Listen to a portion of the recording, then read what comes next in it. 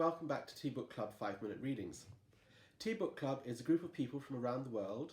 We read a book over a 2-month period and we meet up every month to share our thoughts and discuss the book. So we've just finished our April-May read, which was Tales of the Tea Trade. I hope you enjoyed the readings from that. And we're just about to start our new read for June and July. So we'll be reading a book over the 2 months. At the end of June, we will meet up to have our social meetup online. We get together on Zoom and we share thoughts. We sometimes, for the social, we pick a theme from the book, or we will have an author come along and speak to us. So that's just a more relaxed and interesting meetup. And then at the end of July, we will have our formal book discussion meetup where we meet again on Zoom to share our thoughts on the book, discuss what we learned from it, things we found interesting, that kind of thing. If this sounds good to you, check out the links below where you can find out more about TeaBookClub at teabookclub.org or on Instagram, join TeaBookClub. So, our 5-minute reading. Every week I read for 5 minutes from our current book, just to give people a little taste. People find it good if they're waiting for it to arrive. They can still kind of tune in and catch up and see what's happening. And it's a great way to kind of also, when you're reading the book, to kind of find parts that you might want to jump along and get to first, because we don't always have to read cover to cover. You can read in any order. Our book, this read for June and July, is something a little bit different. Technically not strictly a book, but it's so beautiful and so well written that I'm classing it as a book, and it's just super. When I announced this to the members of TeaBookClub, the Teapot members, they were super excited, and I had loads of messages saying, oh my god, this has been on my radar for a while, I've never got around to ordering, I've never got around to reading, this is something I wanted to read. So we're really, really excited, and I'm really excited to actually read the 3rd edition of Read 80 magazine from cover to cover. Edition 1 and 2, so it comes out every 6 months. Edition 1 and 2 I've dipped in and out of and had some wonderful reads, and there've been some excellent articles, but I haven't actually sat down, read it cover to cover. So I'm really looking forward to reading this one cover to cover and hoping that it will give me a little kick to actually finish reading the other 2 and get all those articles read. So I'm just going to do a brief 5-minute reading from this, well, we're calling it a book now, and give you a chance to just kind of see what's going on and see what you might like. So I'm going to jump in at the beginning of the magazine. The article is entitled Snow Shan. It's on page 9. It's written by Suzette Hammond and the illustrations are by Andre Ferrer. The aroma from the leaf is wild, like really wild, savoury, slightly smoky, vegetal, like a hike in the forest on a hot summer afternoon. The first sip is bracing, powerful, with a dry edge and long, lingering floral intensity, some bitterness.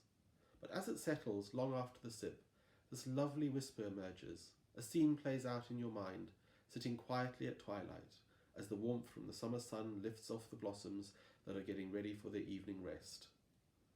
This tea visit takes place in Ha Giang province, Vietnam, at the border with China. Reviving Vietnam's tea heritage. Around 2010, ideas began to form in Vietnam about what the future of the tea industry might look like.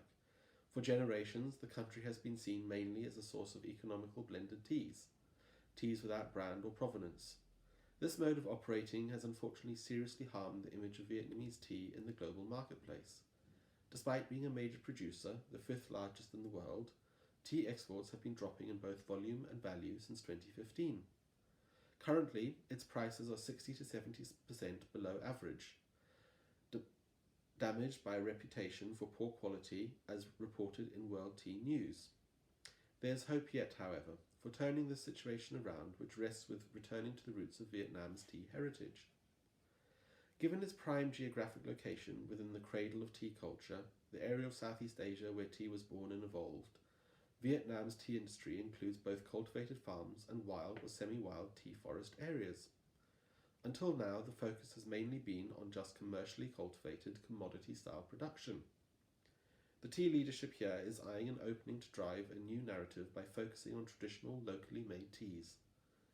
This capitalizes on a global trend of unearthing previously untold local stories, but for Vietnam in particular, this is the move to fully step into its rightful place as the world's oldest tea story. The story takes place deep in the extremely remote forests of the far northern mountains. Charmingly called Snow Shan tea, the wild teas from there are the nation's most beloved tea heritage.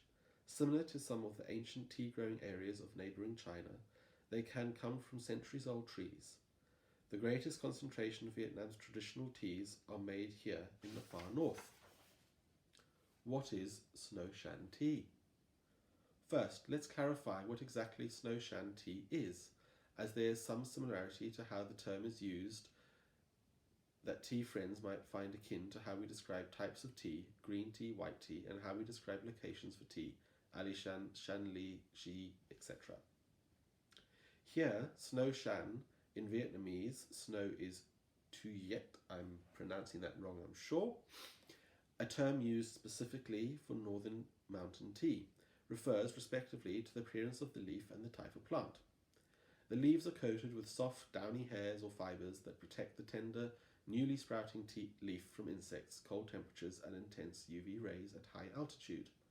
Similar to teas such as Silver Needle, Shan refers to the mountains where the tea comes from, not a specific mountain, as well as to the landrace type of tea plant, known as Shan teas, mountain tea. A landrace is a domesticated species that, over long periods of time, adapts to its environment, different from a cultivar which is propagated to conform to specific conditions. The exact genetic lineage of Shan is still debatable, given the mixture of DNA in this very interconnected area. Scientifically named Camellia sinensis variety Shan, the closest relative is variety Assamica. Native to the far northern mountains of Vietnam and found generally between 900 and 2,000 metres. Shan has grown here for thousands of years. Its ancient wild cousins, Camellia thaliensis, also grows not far from here in western Yunnan, China. Commercially cultivated in the Midland regions, the wild teas in these forested regions can grow for over 10 metres. It is allowed to seed and grow wherever it will, on land that is diverse and teeming with wildlife. The high elevation, as well as the naturally cooperative polycultural environment versus strictly monoculture cultivation, keeps pests at bay. Chemical controls are unnecessary. And that's 5 minutes. And that just gives a little snapshot introduction into this first article of the issue, which is all geared around Vietnamese tea. Something which is fascinating because it's something that we know, as was revealed in that, we know relatively little about in the West, but it seems like we should do. So I'm very much forward to getting stuck in, reading the rest of this, and sharing it with book club members. If you'd like to find out more or join us and get involved, then head over to TeaBookClub.org or find us on Instagram at Join TeaBookClub. Those links are below. Thank you.